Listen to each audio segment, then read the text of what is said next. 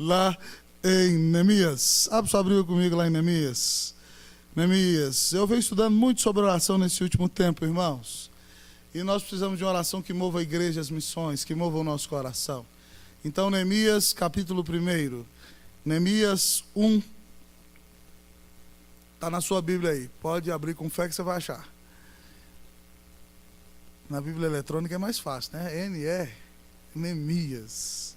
Abre sua Bíblia lá. Enquanto vocês estão vindo, quero dar boas-vindas aqui à irmã Nadir, né, que está nos visitando. Uma bênção recebê-la, viu, querida? No demais é todo mundo de casa já.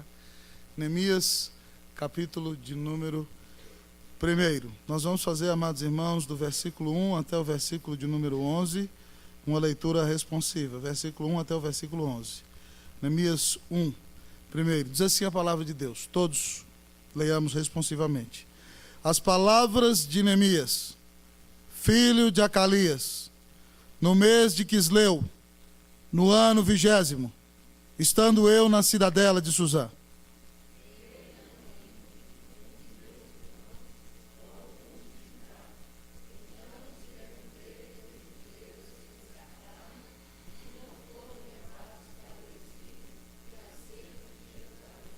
Disseram-me, os restantes que não foram levados para o exílio e se acham lá na província, estão em grande miséria e desprezo. Os muros de Jerusalém estão derribados e as suas portas queimadas.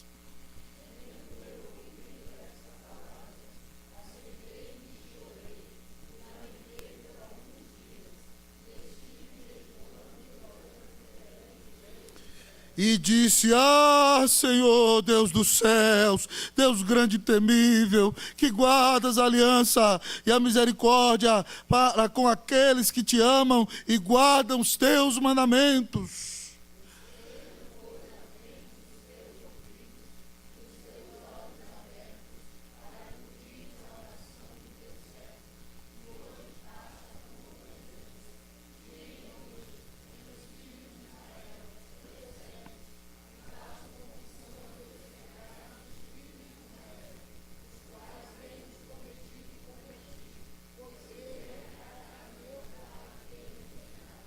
Temos procedido de todo corruptamente contra ti.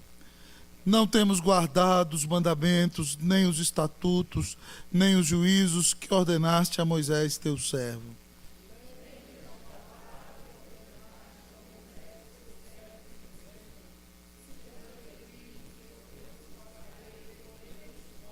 Mas se vos converterdes a mim, e guardardes os mandamentos e os cumprirdes, então, ainda que os vossos rejeitados estejam pelas extremidades do céu, de lá os ajuntarei e os trarei para o lugar que tenho escolhido, para ali fazer habitar o meu nome.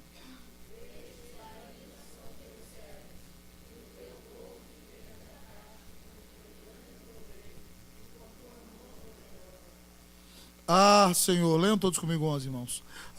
Senhor, estejam, pois, atentos os teus ouvidos à oração do teu servo e dos teus servos que se agradam de temer o teu nome. Concede que seja bem sucedido hoje o teu servo e dá-lhe mercê perante este homem. Nesse tempo eu era copeiro do rei. Pai, fala ao nosso coração nessa noite, Deus. Nós não merecemos, é bem verdade, mas nada merecemos, e o Senhor, assim com amor, resolveu dar-nos teu Filho amado na cruz do Calvário. Ó Deus, no momento oportuno, tu nos atraíste ao teu braço, ao teu colo, ao teu seio, e nos fizeste teus, ó Deus amado.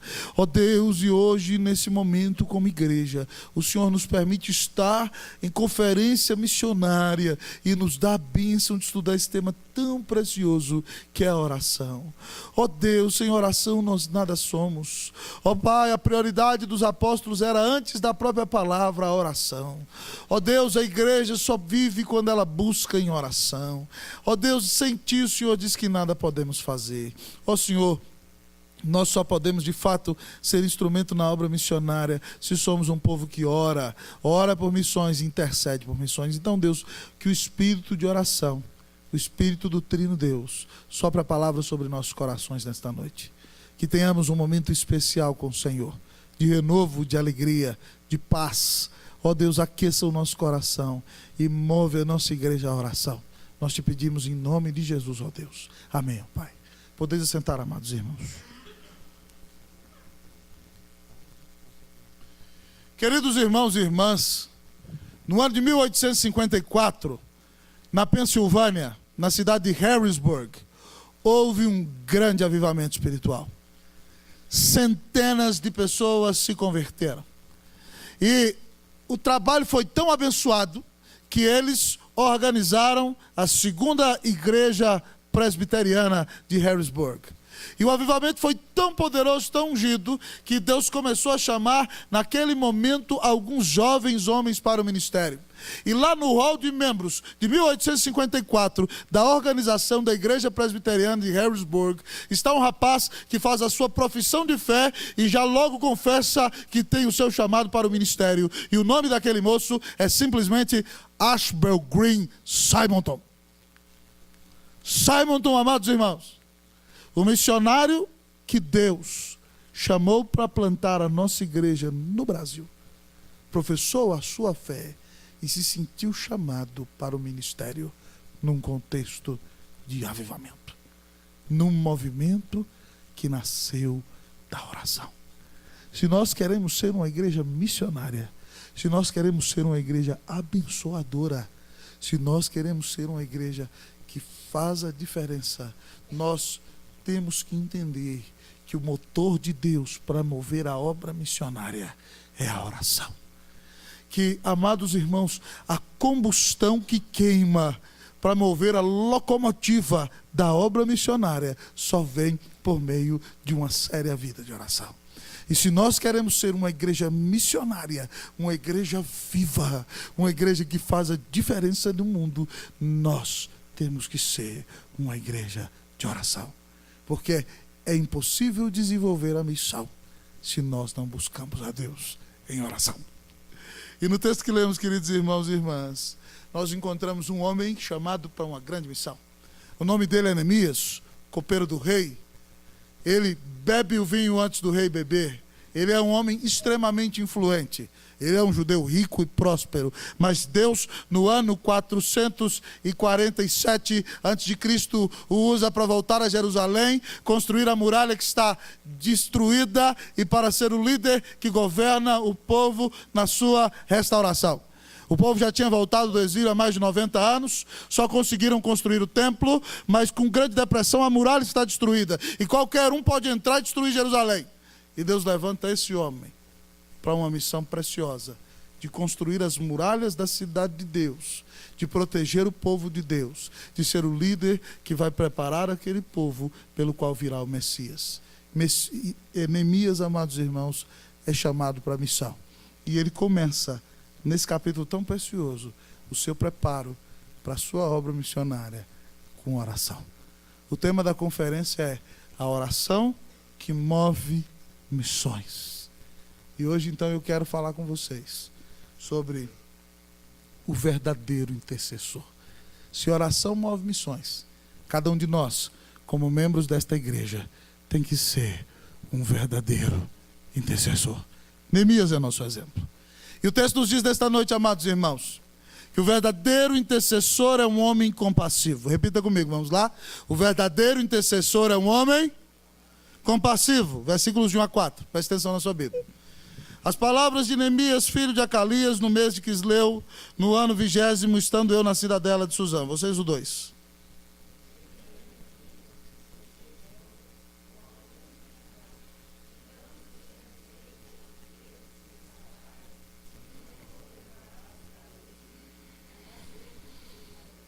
Disseram-me os restantes que não foram levados para o exílio e se acham lá na província estão em grande miséria e desprezo. Os muros de Jerusalém estão derribados e as suas portas queimadas. Todos os 4. Tendo eu ouvido estas palavras, assentei-me e chorei. E lamentei por alguns dias. E estive jejuando e orando perante o Deus dos céus. O verdadeiro intercessor é um homem compassivo. Irmãos, Neemias tem tudo para não se preocupar com ninguém. Ele está no palácio, é próspero, é rico, é amigo do maior imperador de um dos maiores impérios da história da humanidade, o Império Medo-Persa. império gigantesco. Se você estuda história, se você viu aquele filme 300, é aquele império no qual Neemias é o copeiro do rei. É algo precioso, e ele tem tudo para viver a sua vida em riqueza, em fausto, em alegria, como amigo do imperador. Mas a Bíblia conta para nós que Anani, irmão de Neemias, fez uma visita a Jerusalém. E Neemias está interessado na realidade do povo de Deus, e ele pergunta: e aí, Anani, como é que está o pessoal lá, rapaz? Conta para mim. E aí, amados irmãos, o texto nos diz que Anani responde no versículo 3, que eles estão em grande miséria e desprezo. Quem está em Jerusalém está morrendo de fome. A situação é paupérrima. Os muros estão derribados e as portas queimadas pelo fogo. Se Neemias fosse um de nós, amados irmãos, que ouve o Jornal Nacional e vê milhares de tragédias todos os dias e fala: que pena, né, que está acontecendo aqui lá na Índia, estão morrendo tudo, né? Que pena que lá houve um enchente lá na China, no sul de Minas, lá no Nordeste está uma seca. Você desliga e vai comer como se nada tivesse acontecido. Seu coração já está anestesiado. Mas Neemias ouve da situação do seu povo, amados irmãos. E diz o texto que ele ouviu aquela situação e se sentou e chorou e lamentou por alguns dias. Compaixão, amado irmão, compadecer-se significa sofrer junto com o outro. A palavra paixão no latim significa sofrimento. Compaixão significa sofrer com o outro, sentir a dor do outro. E Neemias se sentou e chorou, e diz o texto que ele lamentou por alguns dias. A compaixão dele o moveu a fazer alguma coisa. E diz o texto que ele esteve orando e jejuando perante o Deus dos céus. O verdadeiro intercessor é alguém que tem um coração compassivo. E ele não só chorou um dia não, irmão. Toda essa oração que nós vamos estudar aqui foi um processo de oração de 4 meses. Um coração compassivo, um verdadeiro intercessor, aquele que ora por missões, que ora pela obra missionária, que ora pela igreja, que ora pelos irmãos necessitados, que ora pelos não alcançados, que ora pelos perdidos. É alguém que tem um coração compassivo. Se você é uma pessoa que só pensa em si mesma, se você é uma pessoa que só vive para satisfazer o seu ventre, se você é uma pessoa indiferente, você nunca vai ser um intercessor. Se você não tem a capacidade de sentir a dor do outro, de sentir o sofrimento daqueles que estão padecendo no campo por causa de Cristo Jesus, e sentir também a dor por aqueles que nem Jesus tem em seu coração, você nunca vai orar pelos perdidos. É preciso ter compaixão.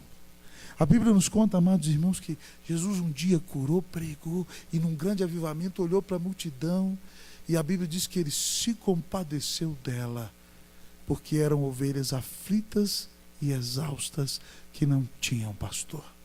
E ele disse aos seus discípulos: rogai ao Senhor da seara que envie trabalhadores à sua seara, porque a seara é grande, mas os trabalhadores são poucos. Porque Jesus teve compaixão, ele ensinou os discípulos a orarem. Porque Jesus tem compaixão, ele desce da glória e vem à cruz para morrer na cruz por mim e por você. E se nós queremos ser uma igreja de fato missionária, nós temos que nos preocupar e começar a pensar como estão aquelas pessoas sem Deus. Como é o mundo sem Cristo Jesus? O que vai acontecer com aqueles povos que nunca ouviram o Evangelho? Já parou para pensar nisso? Mas não só com eles, com o nosso tempo. A Bíblia diz que a ira de Deus se revela do céu contra toda impiedade e injustiça. E que Deus está irado com os homens, Romanos 1, porque eles mudaram a verdade de Deus em mentira. E adoraram a criatura em lugar do Criador. E a situação está tão feia, que Deus está com tanta raiva, que Deus os entregou às suas próprias paixões infames. De maneira que homens se inflamam com homens na sua sexualidade e mulheres com mulheres. E isso é sinal de que Deus está irado. Que o mundo está sendo atesourado pelo fogo. E nós, amados irmãos, que vemos circunstâncias tão difíceis, vemos pessoas entregues aos piores tipos de pecado, Será que o nosso coração se condói? Será que o nosso coração se comove? Será que nós nos preocupamos com os perdidos? Será que nós nos preocupamos com aqueles pelos quais o Senhor deu a sua vida e que só virão a Ele pela pregação do Evangelho? Se nós queremos ser uma igreja missionária, nós precisamos ser uma igreja que ora. Mas para ser uma igreja que ora, nós temos que ser uma igreja que tem compaixão, que ama, que sente a dor daquele que está perdido. Charles Spurgeon conta que compaixão é um negócio muito interessante.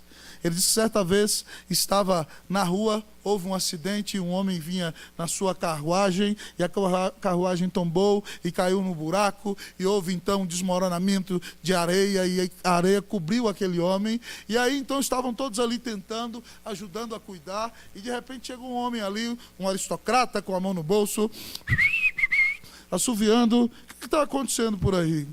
Ah, não, porque caiu um homem aqui. Mas será que vocês vão encontrá-lo vivo? Não, nós estamos desesperados. Mas, rapaz, vocês tinham que largar isso aí. Aí alguém virou para ele: rapaz, quem está aqui é seu irmão. Naquela mesma hora, ele deixou de ser almofadinha, pulou para dentro da areia e começou a arrancar aquela areia freneticamente. Quando ele tem a consciência de que quem está morrendo e perdido é seu irmão, ele vai desesperado resgatar aquela vida. E aí, meu irmão? Você está orando a Deus pelos perdidos? Você se compadece de quem anda longe de Cristo? Você tem orado por essa pátria tão envolvida em corrupção, em tanta perdição, em tanta coisa errada? Uma igreja intercessora é uma igreja de gente que tem um coração compassivo. Ô irmãos, eu tenho orado para Deus quebrar a dureza do nosso coração aqui, sabe? No EPG2, desde agosto eu estava orando. Até falei com os presbíteros, na primeira semana de setembro, nós íamos ter uma semana de oração. Aí Deus fez o Felipe desaparecer. Aí houve a semana de oração mesmo, né? Não teve jeito. Mas Deus tem nos chamado à compaixão. Eu quero fazer uma pergunta para você, no primeiro ponto dessa mensagem nessa noite. Você é uma pessoa que só se preocupa consigo mesmo? Você está preocupado com aqueles que estão perto de você e não tem Jesus?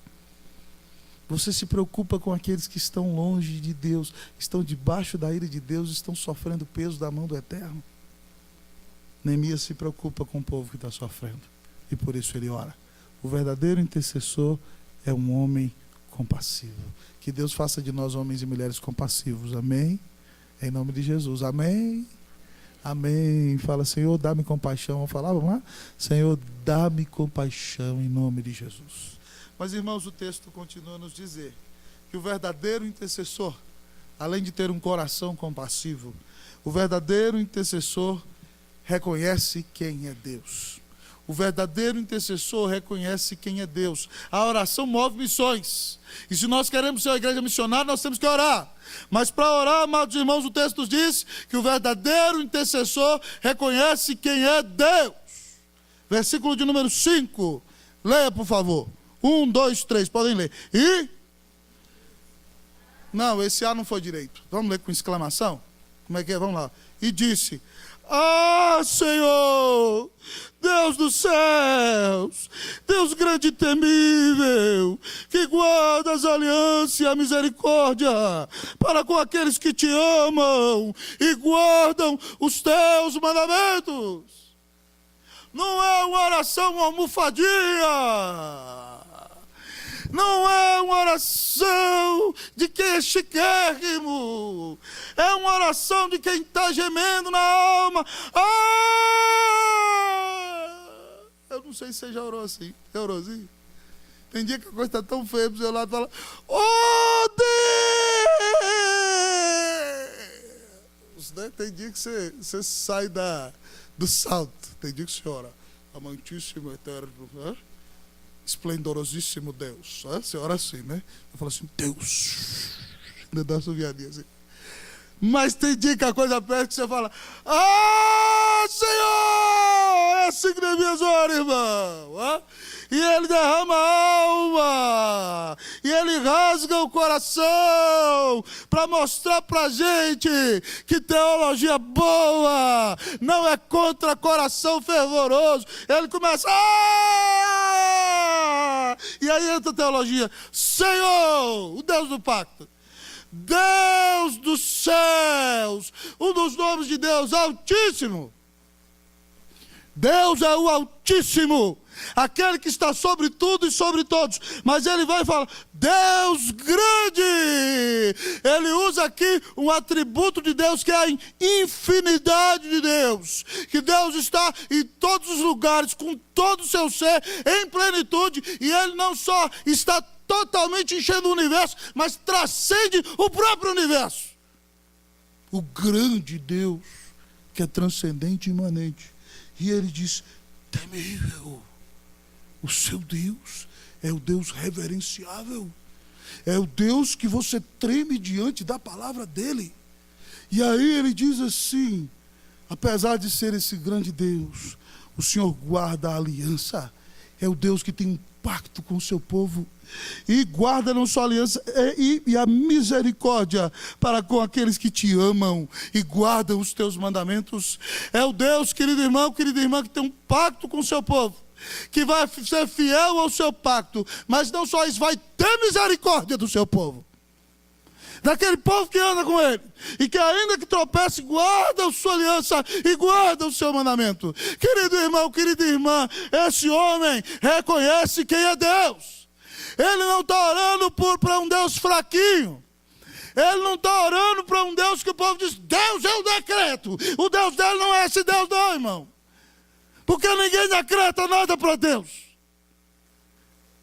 O Deus dele é o grande Deus. É o Deus dos céus. É o Deus temível e reverenciável. Mas esse grande Deus, que é maior do que tudo e do que todos, é um Deus que se relaciona. É um Deus que tem um pacto, que ama seu povo, que vai preservar e salvar seu povo, que vai ter misericórdia de nós. Querido irmão, querida irmã, esse homem reconhece quem é Deus. O verdadeiro intercessor reconhece quem é Deus. E isso tem uma implicação tremenda, irmão, para a minha oração e para a sua. Sabe por quê? Porque se Deus está no controle de tudo, então eu posso orar a Ele. Porque eu sei que Ele é soberano e nada foge ao conselho da sua vontade. Mas se eu soubesse que Deus é soberano e é mau, então não adiantaria fazer oração, porque o prazer dele, Felipe, ia ser arrebentar comigo.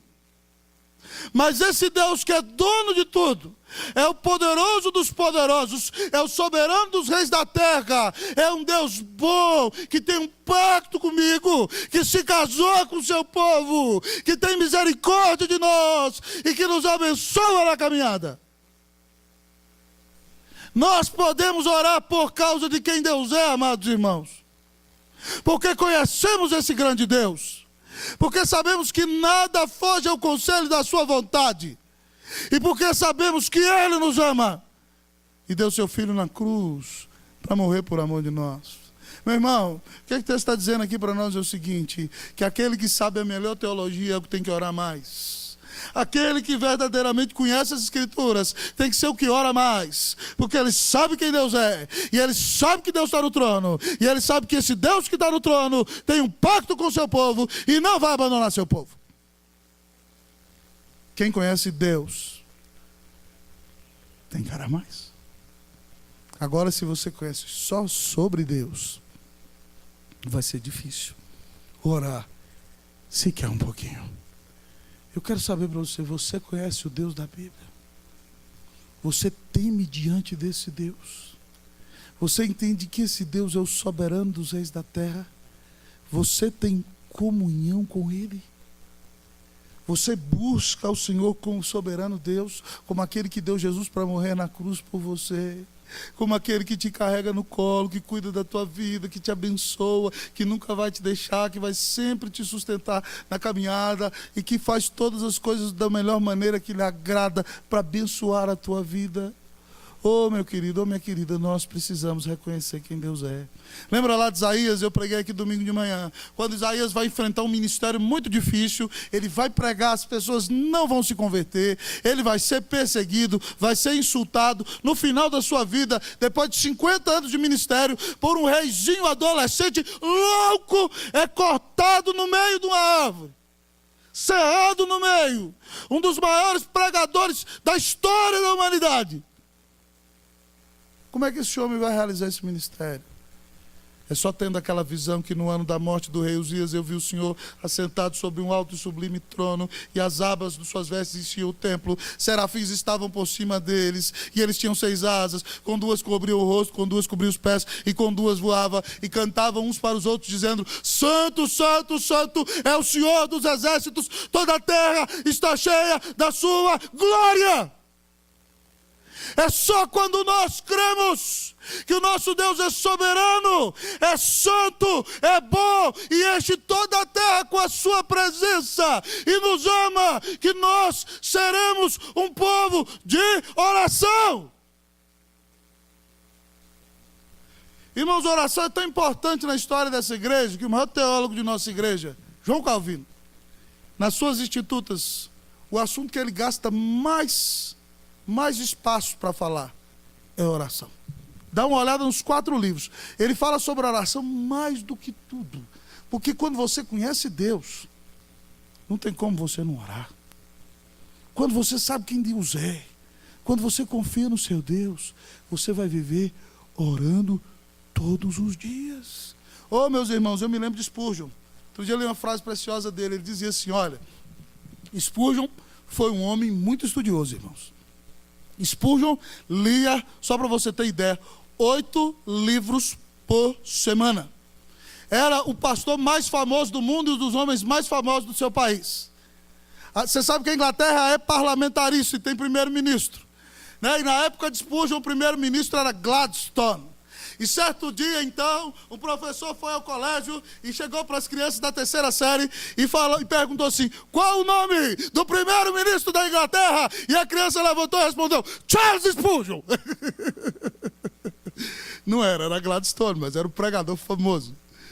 Spurgeon dizia o seguinte: ele lia 8 livros por semana, irmão. Pasme, um homem que lê 8 livros por semana. Conta aí quantas ele, num mês quanto dá? 8 vezes 4? 32. 32 vezes 10, em 10 meses ele só lia 320 livros. Ele tinha uma biblioteca de milhares de livros, os clássicos dos puritanos. Mas ele dizia o seguinte: nossas bibliotecas não são nada quando comparadas com as nossas recâmaras. Recâmara é o quartinho de oração, tá? Aí ele dizia o seguinte: amadurecemos, crescemos e nos fortalecemos na presença de Deus em oração.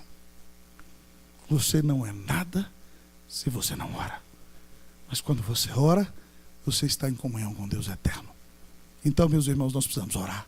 Se nós queremos ver grandes coisas de Deus, nós precisamos reconhecer quem é o nosso Deus. Ele é o soberano bom, maior do que todos, que nos ama e vai responder às nossas orações. A oração move as missões. O verdadeiro intercessor tem um coração compassivo, mas reconhece quem é Deus. Mas o nosso texto nos diz nesta noite que o verdadeiro intercessor persevera em oração. Vamos repetir comigo? O verdadeiro intercessor persevera em oração. Diga para o seu irmão: persevere em oração. Versículo de número 6. Nós vamos ler aqui até o nome dos filhos de Israel. Versículo 6. Vamos ler? Vocês podem ler. Vamos lá? 1, 2, 3. Estejam.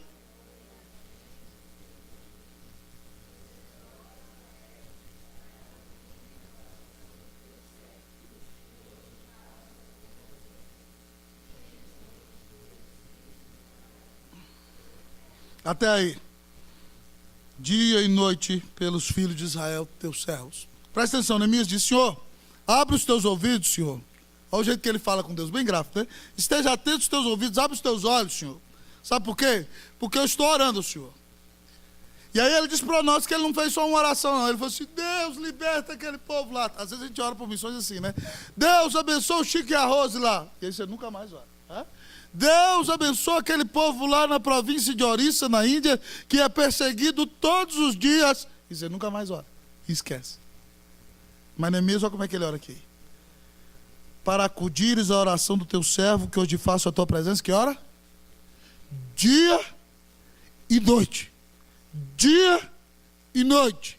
Neemias orava de manhã, na hora que levantava, tomava café, e orava na hora de ir para o trabalho, orava na hora do almoço, orava depois do almoço, orava na hora do lanche da tarde, orava no final da tarde, orava à noite com a família, orava na hora de dormir, orava de madrugada, orava toda hora, orava o tempo todo. Neemias persevera em oração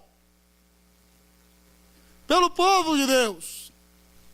O verdadeiro intercessor é alguém que persevera em oração, irmão. Não é alguém que fala, oh Deus, o senhor já ouviu, tá beleza, vou nem pedir, o senhor já sabe mesmo. Tem gente que é assim, né? Então o senhor já está sabendo aí, já vai sabendo, vai sabendo. Não é assim não, meu irmão. Ah? Se você quer ser uma bênção no mundo missionário, você vai ter que perseverar, de dia e de noite. De dia e de noite pelo povo de Deus, pela igreja que você está, pelos missionários da igreja, por aqueles que estão nos campos distantes, por um povo específico. Oh, meus irmãos, nós vamos conseguir. Tem um tempo que eu pedi para o Carlão aqui, nós vamos conseguir, para a gente ter cada quarta-feira, né, Carlão? Um povo da igreja perseguida aqui para a gente orar. Nós temos que orar por esse povo, meus irmãos. Nós temos que orar pelo povo que necessita do Evangelho de Jesus. E não é um dia, lá uma vez, é dia e noite, todo dia. Sabe quanto tempo Neemias orou assim? 4 meses. De dia e de noite. Sem parar. Perseverando em oração. Segunda-feira, amados irmãos. Eu saí com um grupo de pastores daqui. 6h15 da manhã. Pegamos outros 2 em Paracatu e fomos em Patrocínio. Tem uma reunião com o nosso presidente, reverendo Roberto Brasileiro. Foi uma bênção. Ficamos lá na reunião com ele de 1h50 até 4 horas da tarde. Foi muito bom. Dentre várias coisas, ele compartilhou conosco que estava muito feliz por haver estado na 8ª Igreja Presbiteriana de Belo Horizonte. Igreja cujo pastor é o reverendo Jeremias Pereira. O reverendo Roberto pregou lá depois de uns 4 anos. E ele disse, agora a 8ª Igreja tem 5.000 membros. O templo tem capacidade para 1.000 pessoas. E ele diz, eu fui no culto de sábado à noite, 1.000 pessoas no culto. Fui no culto de domingo, 7 horas da manhã, umas 800 pessoas no culto. Fui no culto das 9 horas, mais 1.000 pessoas. No das 11 eu não fui, mas tinha 1.000 pessoas. No das 5 da tarde eu também não fui, mas tinha 1.000 pessoas. E no das 7 horas, 1.000 pessoas. Numa capital que é mais ou menos do tamanho da nossa. Eu falei, reverendo, por quê? O que está acontecendo lá na 8ª? O que acontece? Ele falou assim, 2 coisas. Ele falou assim, a 8ª Igreja Presbiteriana de Belo Horizonte é uma igreja que há alguns anos tem reunião de oração todos os dias. Todos os dias. E eles não precisam que o pastor Jeremias vá abrir a porta para ter a reunião de oração. Porque isso é cabeça de igreja pequena. Tá certo? Se o pastor Jeremias não vai, não tem oração. O que é isso? O pastor Jeremias morreu na cruz para salvar o povo da igreja? Não é assim. Eles entenderam que não dá para o pastor Jeremias estar em tudo. Então tem um ministério de oração, cada dia um presbítero participa, um diácono, um irmão dirige, mas todo dia você vai lá de manhã, a igreja tem pelo menos 100 pessoas orando todo dia. Todo dia. Então ele falou assim, rapaz, a igreja que ora e busca a Deus, como é que ela não vai crescer? Segunda coisa, falei, e outro aspecto? Segunda coisa, cada membro é responsável por um visitante. Cada membro é um pastor. Ele falou assim, chegou um visitante novo, o membro que está perto, já pega o telefone, já pega o endereço, ele mesmo liga e ele mesmo visita na semana. Cada crente tem responsabilidade do ministério.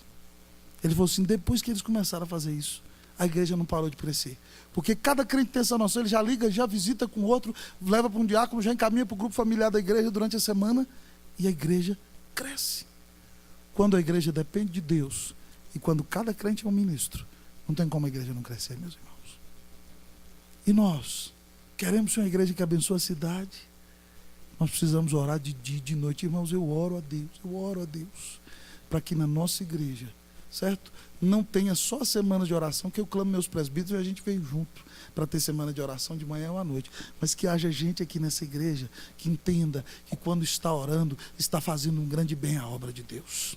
Que entenda que ainda que orar não apareça para os olhos dos homens, é o que faz toda a diferença diante dos céus. Porque quando a igreja ora, ela depende de Deus. E quando a igreja ora, você sabe que os céus se abrem. E a terra vai tremer. E o inferno vai morrer de medo. Se nós queremos ser uma igreja que é uma bênção em missões, irmãos, orar não tem que ser só uma reuniãozinha de oração.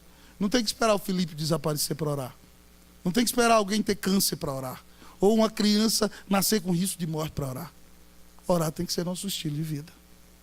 Então, uma das coisas que nós precisamos determinar, e eu oro a Deus para que dessa conferência saia esse resultado, é que na Igreja Presbiteriana do Guarda-2 haja oração todos os dias. Todos os dias. Neemias ora todos os dias.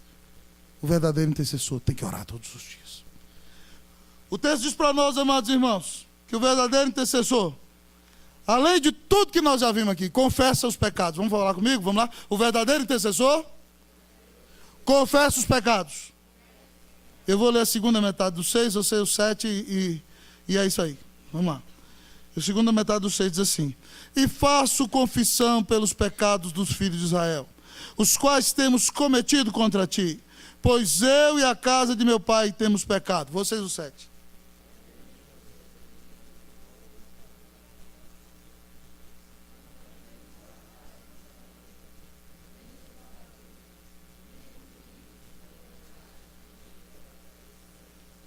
Irmãos, como é que nós estamos confessando os nossos pecados?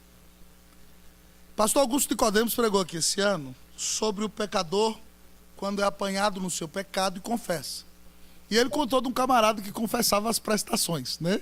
Que o cara, você pecou? Não, não pequei. Aí o cara, aqui é a prova. Não, eu pequei. É? Mas o que você fez? Não, foi uma vez. Não, foi uma vez só. Aí quando fala, são 10. Não, são 10. O cara é difícil de confessar. Lembra da história? E o texto está dizendo o seguinte, que se nós queremos ser usados por Deus como Neemias foi, nós temos que ser intercessores, e intercessores são pessoas que confessam os pecados. Talvez você pense assim, já viu, às vezes o cara vem para a igreja, Deus perdoa os pecados aí, né?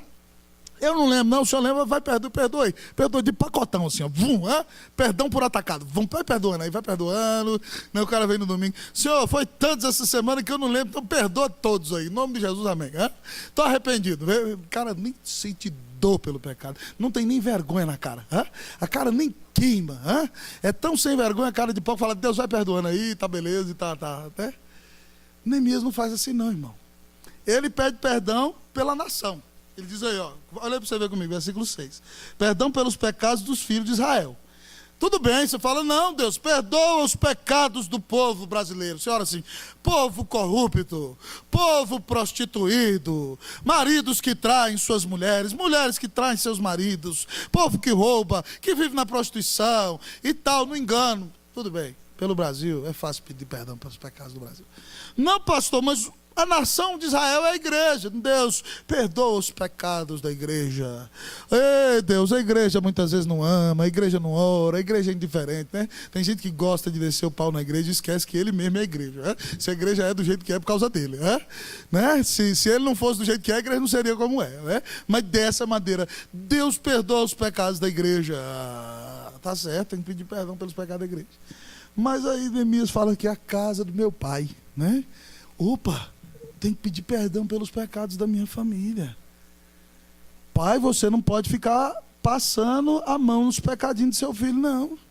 Neemias tem coragem de pedir perdão por ele, pela casa dele, pela casa do pai dele. Lembra lá, Jó?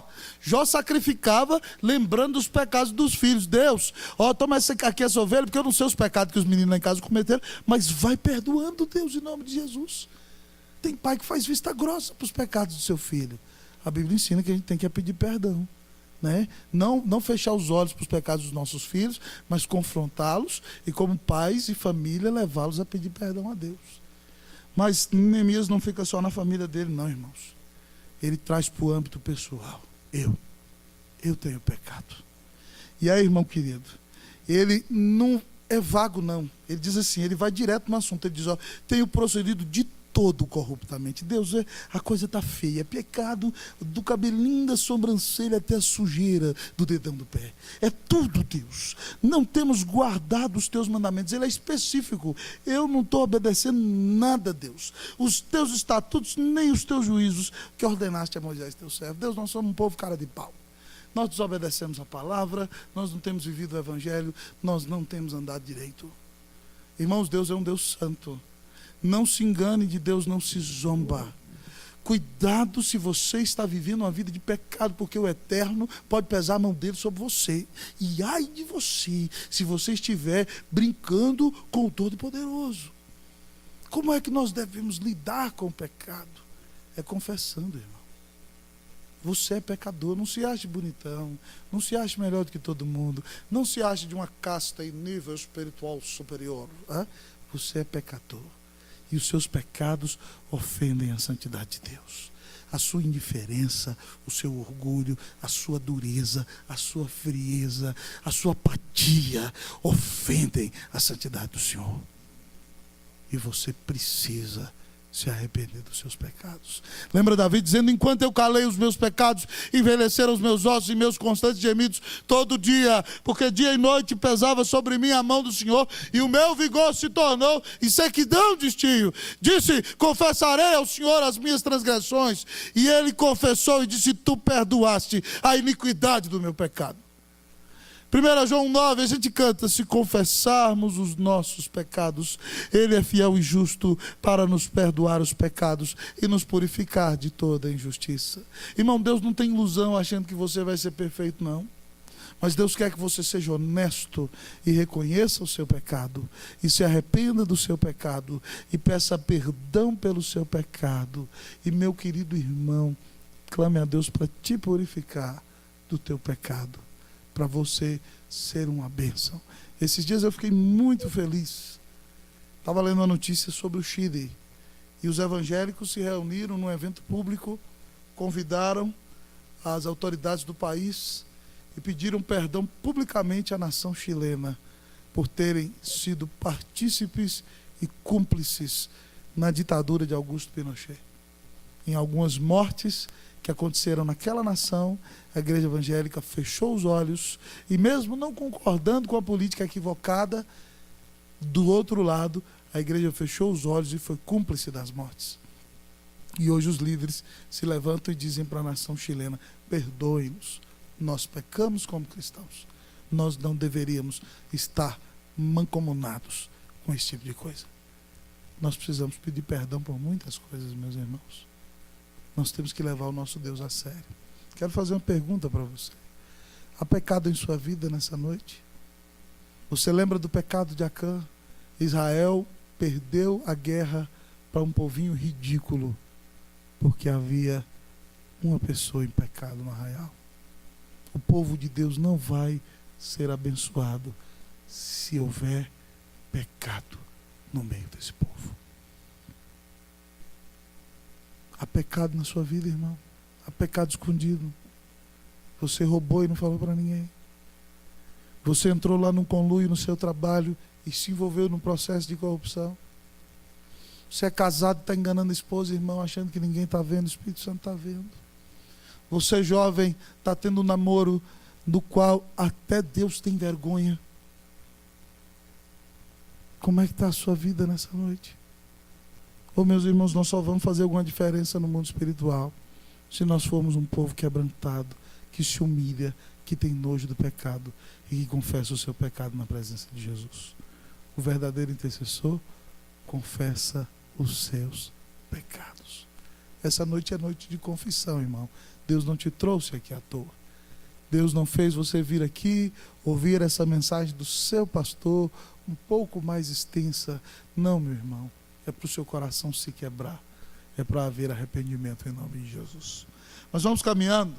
O texto da palavra nos diz ainda nesta noite que o verdadeiro intercessor, além de tudo que já temos visto e ouvido,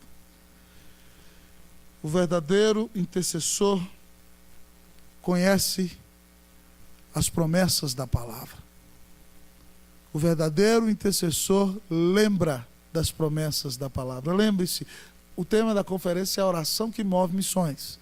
Nós temos aprendido que se queremos ser bênção, temos que ser intercessores. E o verdadeiro intercessor se lembra das promessas da palavra. Versículo de número 8. Vamos ler? Versículo 8. Lembra-te da palavra que...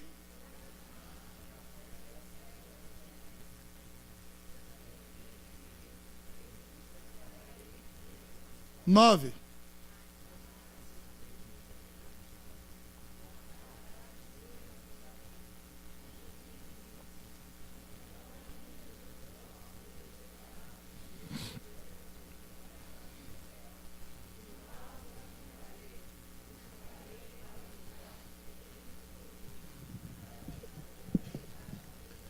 Uma das coisas, irmãos, que eu percebo na oração, na palavra de Deus, é que Deus gosta que nós lembremos a Ele das promessas que Ele fez.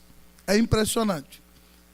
Deus nos estimula a orar na palavra dEle, lembrando a Ele as promessas que Ele fez. E Neemias muito inteligentemente diz: Deus, o Senhor disse que se o povo pecasse, o Senhor ia mandar para o exílio. E Deus mandou.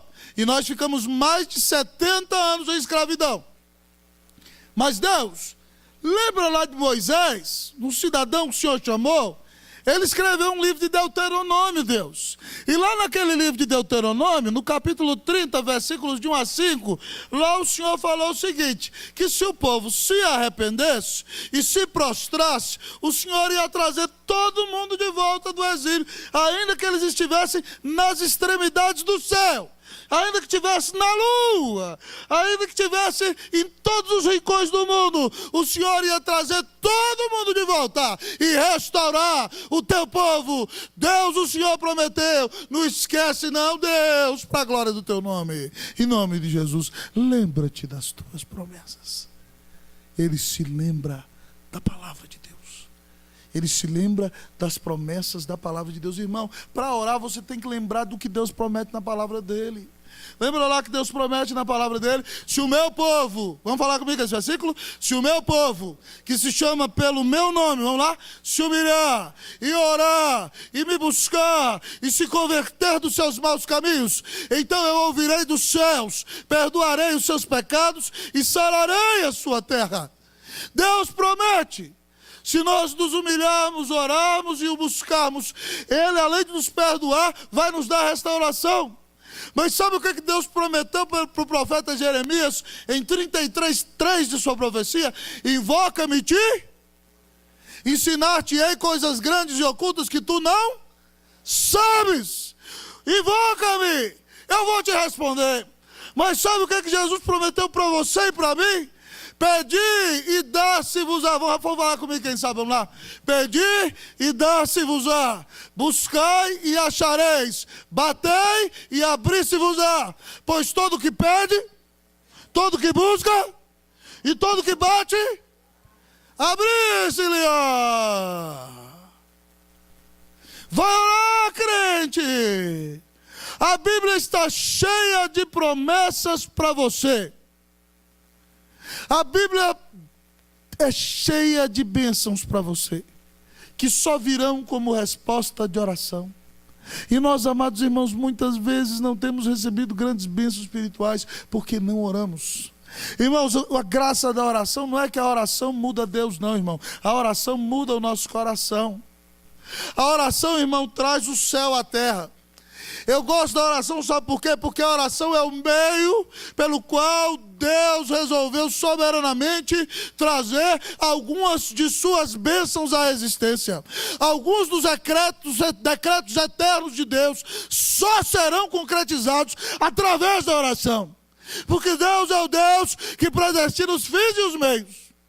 E Ele dá avivamento se Ele quiser, soberanamente. Mas todas as vezes que Ele dá, o povo cai de joelhos em oração. Então, meus irmãos, se Deus é o Deus que prometeu abrir os céus e mandar a chuva, se Deus é o Deus que prometeu que se você pedir, Ele vai responder, se Deus é o Deus que diz ao povo que se quer avivamento, tem que orar. Por que você não está orando? Você se acha bom demais, é? Você não precisa de orar, não? Você é o bonitão da bala fita? Você é a cereja do bolo? Irmãos, nós precisamos lembrar das promessas da palavra de Deus. Ô irmãos, Tiago, irmão de Jesus, diz assim: olha, vocês não têm recebido porque vocês não têm pedido. E vocês não recebem porque vocês pedem mal. Peçam e vão receber. Chegai-vos a Deus e Ele se chegará a vós outros. Irmãos, se nós queremos grandes bênçãos de Deus, nós precisamos orar ao Deus das grandes bênçãos. Mas Neemias aqui nos ensina, nessa noite ainda, você vai para casa antes de 10, fica tranquilo. Que a oração move a mão de Deus, move as missões. E a oração que move as missões, queridos irmãos, é uma oração que confia na salvação do Senhor. É uma oração que confia na salvação do Senhor. Vamos ler o versículo 10 comigo? Vamos lá? Estes ainda são os teus, e o teu, que resgataste com teu grande, e com tua mão. Por que Deus tem que responder a oração? Porque Ele salvou esse povo da escravidão no Egito. Sabe por que Ele vai responder a sua oração? Porque Ele cravou Jesus na cruz do Calvário. E Ele disse: tudo quanto pedides ao Pai, em meu nome, crendo recebereis. Deus atende a oração, não é porque você é bonito, não é porque você fala melhor, não é porque você é da capital, é única e exclusivamente por causa de Jesus. Porque Jesus deu a vida na cruz. Porque Ele é o único mediador entre Deus e os homens.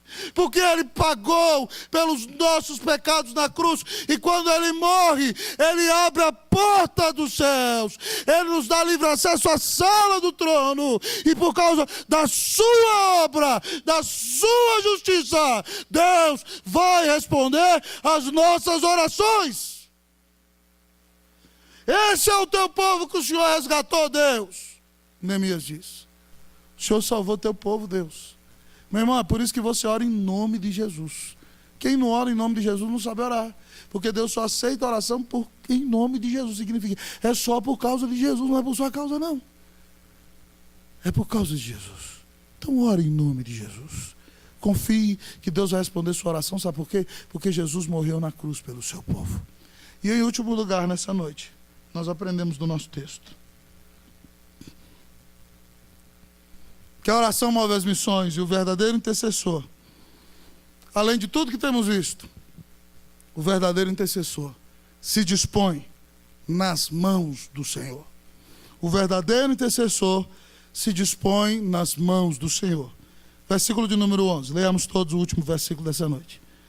Ah, Senhor, estejam, pois, atentos os teus ouvidos à oração do teu servo e à oração dos teus servos que se agradam de temer o teu nome. Concede que seja bem-sucedido hoje o teu servo e dá-lhe mercê perante este homem. Neste tempo eu era copeiro do rei. Neemias começou a orar, irmãos, e orou assim: Deus, levanta alguém para levantar o muro. E começou a pensar: Deus, o Senhor podia levantar fulano, o Senhor podia levantar ciclano, mas Deus, Anani, meu irmão, aí Anani não dava. Não, Deus, o fulano de tal. Deus, o Esdras, Senhor, ele é sacerdote e tal, mas Esdras só sabe pregar, não sabe levantar a parede. E aí ele começou a orar. E, irmão, a oração foi de um jeito tal que ele começou a interceder e ele entendeu que não tinha outro. Aí ele fala: Deus, ouve a oração desse teu povo todo aqui. Esse é teu povo, ele teme teu nome. Aí ele fala: Deus, o negócio é o seguinte: me dá sucesso na presença do rei. Eu vou pedir para ir, eu sou copeiro do rei, mas eu estou aqui, Deus, me envia, me usa. Eu estou disposto em tuas mãos. Ele não só ora para Deus mandar outro, mas quando está orando, ele mesmo se torna a resposta das suas orações. Deus, me dá sucesso diante desse rei. Ele sabe que quem coordena o coração do imperador é o próprio Deus. E ele vai lá e pede: Deus dá sucesso. E ele se torna uma bênção nas mãos do Senhor, quando ele se dispõe nas mãos de Deus. É Isaías que vê Deus, vê o seu pecado, é redimido pela brasa que vem do altar, perdoado pelo sangue de Jesus. E Deus pergunta no céu: a quem enviarei? E quem há de ir por nós? E Isaías responde: eis-me aqui, envia-me a mim. Oh, meu irmão, você está orando por missões, isso é uma bênção maravilhosa. E de repente você está clamando, está intercedendo pelos nossos missionários no Amazonas. Deus, levanta missionários, Deus, levanta pastores, levanta pregadores. E daqui 5 minutos, a sua filhinha vai dizer: mamãe, eu quero ir para o campo missionário, lá em Omã, lá onde ninguém pode falar de Jesus. E aí? É diferente, né, Carla? Pai, eu quero, pai. Eu quero ir lá, Deus, pai. Eu quero ir lá para a Arábia Saudita. Lá onde você não pode pregar para ninguém que não seja de fala inglesa, para nenhum árabe. E aí? Você está orando por missões. Deus está respondendo sua oração. É seu menino, presente de Deus para aquele povo. Vai deixar aí? Talvez seja você. Você fez um plano de sucesso da vida, prestou um concurso, abriu um negócio, tem 300 imóveis, e agora fala assim, agora é minha hora de prosperar. E de repente você vem para a conferência missionária, e o pastor está falando de orar, e você se compadece dos perdidos. Você conhece Deus, como Neemias conhece o Deus soberano bom. Você persevera em oração, você conhece os seus pecados, você confia no Salvador, você ouviu tudo isso, e agora o Senhor está dizendo, é você que eu quero. O que você vai falar? Não, Deus chamou, tudo lado. Oh, meu irmão, se coloque nas mãos de Deus.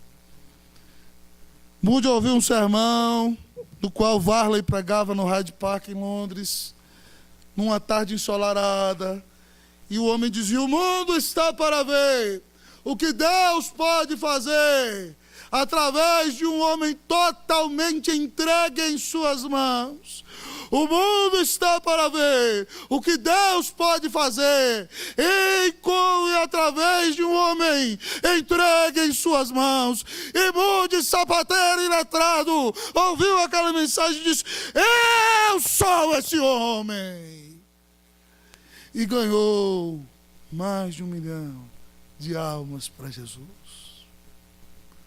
Brasília está para ver, o Guará está para ver, o Brasil está para ver o que Deus pode fazer através de um homem, de uma mulher, de um jovem, de um adolescente, de uma criança totalmente entregue em suas mãos. Qual será a sua resposta? É você essa mulher? É você este homem?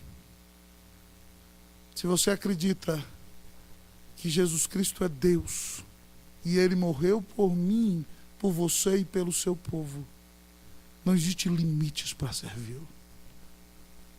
Não existe barreira intransponível para quem quer andar com Ele. Não existe dificuldade imensa para quem quer ser usado para chamar para o Cordeiro aqueles que Ele já ganhou para si. A igreja missionária é uma igreja que ora. Oh, meus irmãos, que Deus levante homens e mulheres de oração aqui em nome de Jesus. Que Deus nos dê um coração compassivo, que nós conheçamos Deus de verdade, que nós perseveremos dia e noite em oração, que clamemos o perdão de nossos pecados, que confiemos única e exclusivamente na mediação de Jesus, sabendo que é só por causa dele que Deus nos responde e que digamos ao Senhor, estamos aqui, Senhor. Se tu quiseres, envia-nos a nós. Nós vamos orar nesse momento. Não adianta nada ouvir um sermãozão sobre oração e sair daqui sem falar com Deus. Nós vamos orar nesse momento. Você vai orar. E nós vamos pedir perdão para Deus. Nós vamos falar, Deus, muda a nossa vida. Nós vamos falar, Deus, perdão, porque eu não tenho acreditado na tua soberania. Eu quero estar no controle da minha vida. Deus, perdão pelo coração duro, pela falta de compaixão, por não reconhecer teu amor. Deus, perdão porque eu acho que eu sou bom, acho que os meus pecadinhos, todo mundo comete um pecadinho desse, eu sou um sem vergonha, cara de pau quando eu falo isso. Me perdoa. Perdão porque eu não te amo mais o pecado do que a ti. Deus, eu creio que só Jesus é o Salvador. Tu deste a vida na cruz por mim, é por isso que eu oro, por causa do mediador. E Deus, se o Senhor quiser me usar, me coloca em tuas mãos. Nós vamos nos colocar diante de Deus. Nós vamos orar diante do Senhor. Nós vamos ter um tempo para falar com Cristo. Feche os seus olhos aí. Coloca a sua vida nas mãos de Jesus. Você ouviu essa exposição toda, que eu nem sei quanto tempo durou. E Deus falou com você. É hora de buscar um conserto com Deus hoje, irmão. De buscar o renovo do céu. Comece a orar por você.